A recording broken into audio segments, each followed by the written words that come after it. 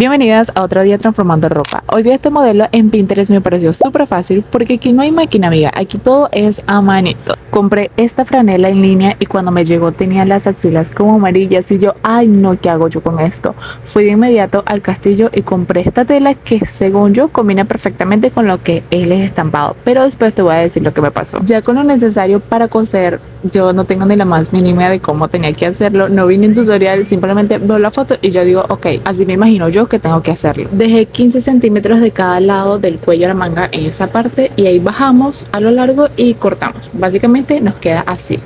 Y luego en esta parte, que creo que es la que me pareció más complicado porque no sabía muchísimo cómo doblar la tela correctamente para que me quedaran dos pedazos iguales a lo largo. O sea, así tal cual como te lo estoy mostrando, así tiene que quedar. Y ya después coser, tardé como 8 horas. A mí 8 horas.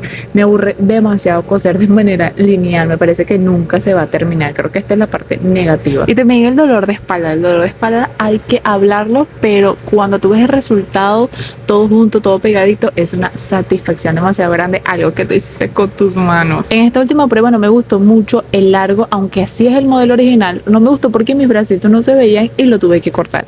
¿Cuánto? No me pregunten, porque fue al ojo por ciento, un pedazo ahí, pensé que había pasado de más. Pero en general está bastante bonita, aunque estoy también indecisa en si coser a los lados o dejarlo hacia abierto.